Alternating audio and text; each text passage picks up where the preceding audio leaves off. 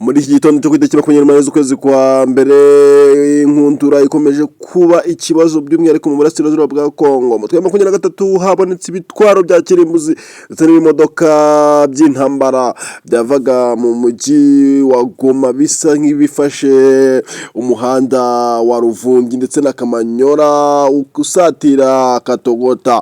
Ahangaha bakomeje kubikurikirana by'umwihariko ngo abafotoye ibi bitwaro bakaba bari ku Kivungiri ahangaha ni ku musozi muto cyane usa nkaho urahitegeye ku burasirazuba bwa Kongo. Umutwe wa 23 nta kintu ugeze utangaza nyuma yo gufatwa amashusho ibi bimodoka bishoreranye bisa nkaho biri gushaka kongera gusubira muri Uvira. Masasu ndetse n'indege yahanuwe bakomeje kuyishinza umutwe wa 23 cyane ko benshi bakomeje gutangaza bavuga ko indege yahanuwe ari ya UN Leta Zunze Ubumwe za Amerika. Abandi bakomeje kuvuga ko byenze bikunze ngo igihugu cy'u Rwanda Leta Zunze Ubumwe za Amerika ngo nubwo bavuga ko bitemenanye neza ngo ariko ngo hari uburyo Perezida Donald Trump igihugu cya Leta Zunze Ubumwe za Amerika ngo yahuye na Perezida Paul Kagame mu Ibanga. Abandi bakavuga ati se yaba yaragambaniye umutwe wa 23. Abandi bakubinya makuru komeje kwandika bivuga ati nimba ari ikintu cya mbere gikomeye Perezida Paul Kagame adashobora gukora, Perezida w'igihugu cy'u Rwanda ntabwo ashobora kurwambanira umutwe wa 23. Ubu ngubu tuvugana muri uyu mujyi wa Goma benshi batangiye kugira ikibazo bavuga ati se koko Felix Tshisekedi araza kuza kwataka n'umujyi wa Goma kugira ngo nabo bawisubize. Ese ibi birashoboka ko M23 yava mu mujyi wa Goma bakivuga ibingibi? M23 yahise ifata ibitwaro bya kirimbuzi ndetse ifata n'imodoka byayo isa nk'ibyimura maze ijya ku musozi wa Matumbu. Ahangaha niho urugamba rusa nkaho rugiye kongera kwanzikira. Ni ukuvuga ngo igisirikare cya M23 gikomeje kwataka bidasubirwaho. Abasirikare b'abarundi nabo bari guhunga basa nkaho birukanka bavuga ati biri kubana no nagahoma munwa. Nyuma yaho u Rwanda ruvuze ko rufashe umutwe wa 23 nayo ikabinenga ivuga ati ntabwo byari byiza kuba watangaza ko dufasha cyane ko twari twaramaze kubihakana kuva kera ko mutadufasha. Umutwe wa 23 nawo rero ukomeje kwataka abarundi bari kwicwa mu buryo budasanzwe by'umwihariko cyane ko banangiye bakanga kuva muri uwo mujyi wa Uvira cyane ko igisirikare cya 23 cyifuzaga ko nubwo umujyi wa Uvira wafatwa ariko wafatwa n'abasirikare bigenga nabwo kandi ngo ntabwo yifuzaga ko wafatwa n'abasirikare ba Kongo cyangwa se ba FARDC cyane ko abasirikare ba FARDC ngo iyo bafashe ngo aho bafashe ngo batangiye kwangiza ibintu byinshi cyane. Umutwe wa 23 urangajwe imbere na Sultani Makenga Yuni General ndetse na Lieutenant Colonel Wiringoma ari nawe ukunze kugaragara mu bitangazamakuru byinshi bitandukanye yagenda avuga ko bagomba gukorwa igishoboka cyose ariko umujyi wa Uvira ukongera ugafatwa. Leta Zunze Ubumwe za Amerika ku gitutu cyabashyizeho bababwira ati mugomba kuva muri uyu mujyi bawuvuyemo ariko ngo ibiri kubihakorerwa ndetse n'iyicwa ry'abatutsi bari mu bwoko bw'abanyamurenge ngo ntabwo risanzwe. By'umwihariko ubuyobozi bwa M23 burimo Lieutenant Colonel Wiringoma, Colonel Nanga ndetse na General Sultani Makenga ntabwo bigeze bishimira icyemezo cyavuye muri iyi myanzuro. Nubwo Leta Zunze Ubumwe za Amerika zabashyizeho igitutu bakava muri uyu mujyi ariko hongeye kugaragara nyine nkuko turi kubivuga ibitwaro ndetse n'ibimodoka by'intambara byerekezaga muri uyu mujyi.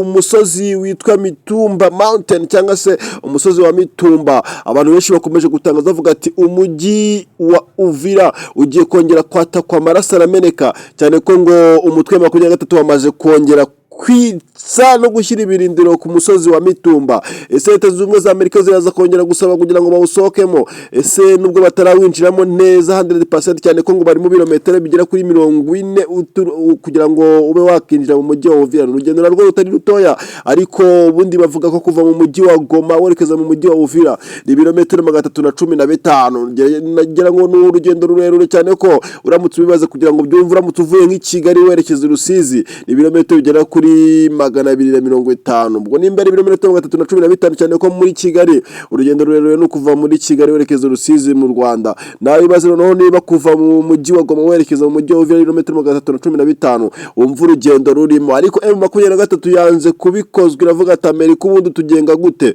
cyane ko tugomba kwisubiza umujyi nyuma yaho tubonye ko bene wacu bakomeje kwicwa kandi ibyo nibyo bintu twamye twanga kuva twatangira urugamba muri 2012.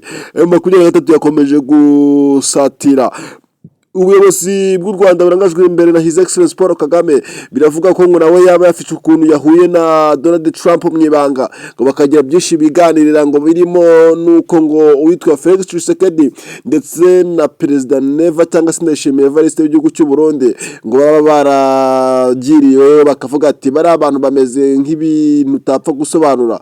President Donald Trump ushaka wareka kubitaho cyane ko ibintu byinshi baba bavuga 70% cyangwa se hafi 100% biba ari ibinyoma. Ati Trump ati ndakumva cyane kuko ngufata nk'umuperezida wifite ubushobozi kandi ufite ubuhanga by'umwihariko mu gihugu cya Afurika.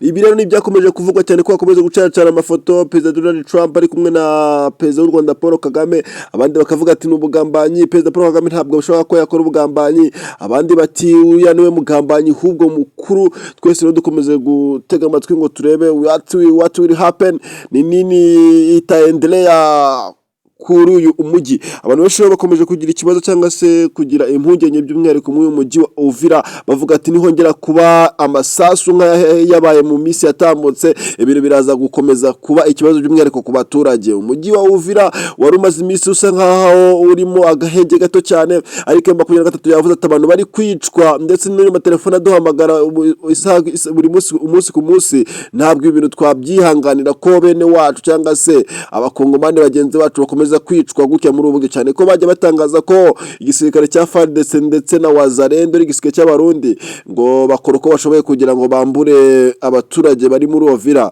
bakabaka amafaranga, abacuruza amaduka bakabatwara ibintu byabo, ndetse wagerageza gusakuza ngo ugakubitwa nk'iza kabwana. Umutwe wa 23 rero wa Sultani Makenga nawe ngo biravuga ko ngo yamaze kuva mu ndake ngakajya kuri tere ngari kumwe na Wiringoma. Abantu benshi bakomeje gukurikirana inkuru z'ibi bitwaro byimuwe bivanwa Igoma bikaba biri hafi gato cyane ku musozi wa Mitumba. Abantu benshi bakomeje kugira ikibazo bavuga ati ibi ngibi ni intambara noneho iteye ubwoba ku buryo nta muntu uza kuza kuyikira. Reka dukomeze tubikurikirane tumenye ngo niki kiza gukurikira. Ese Perezida Paul Kagame koko yaba yakoze akandi kantu ko kuvuga ngo reka nongeye nihuze na Trump, cyane ko ngo Trump niwe uri gutuma ibindi byose bidakorwa neza ngo bishyirwe ku murongo. Ese koko Uvira barafite gahunda yo kongera kuyifata? Ese koko baramutse bayifashe baraza guhita bongera berekeza muri Kinshasa?